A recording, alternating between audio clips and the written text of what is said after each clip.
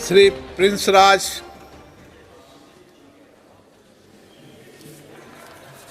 धन्यवाद अध्यक्ष महोदय जी। आज प्लीज आज बोलने का एक सौभाग्य प्राप्त हुआ रमेश जी सदन के आखिरी दिन में। अध्यक्ष महोदय जी, जब इस 18वीं लोकसभा के जब सदस्य बनकर जब हम आए और जब हमारा सर मेडन स्पीच जब हो रहा था, उस वक्त भी सर आप बैठे थे और आज भी आप हैं।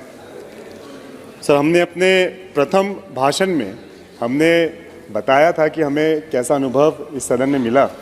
हमसे कई परिवार के लोग, दोस्त और कई सारे लोग हमसे जब पूछते थे कि भाई जब तुम बन के गए सांसद तो कैसा अनुभव सदन में रहा, तब हमने पहले अपने स्पीच में कहा था कि हमारा अनुभव बिल्कुल एक उस नए विद्यार्थी की तरह है जो वो एक नए स्कूल में जाता है, नए कक्षा में जाता है।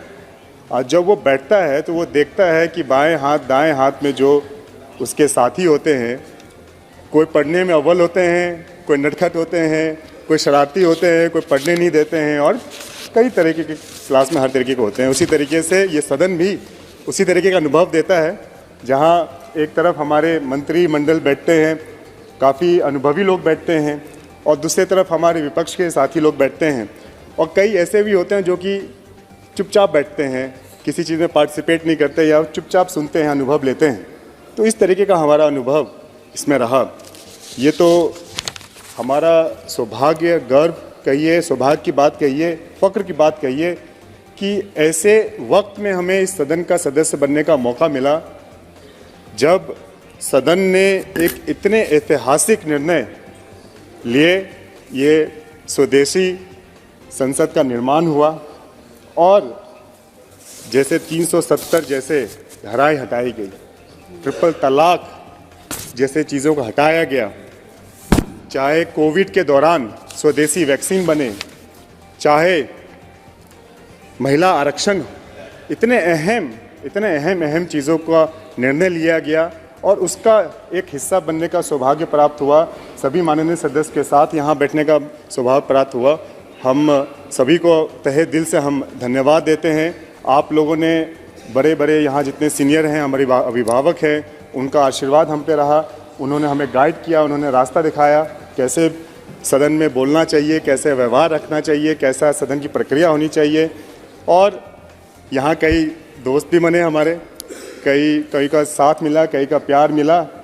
और यहाँ का हम खासकर अपने जितने भी पार्लियामेंट के स्टाफ हैं उनको हम धन्यवाद देना चाहेंगे। उनसे भी एक घरेलू संबंध बन जाता है, वो भी घर आते हैं, उन्हें हम आमंत्रित करते हैं, एक पारिवारिक वातावरण बन जाता है।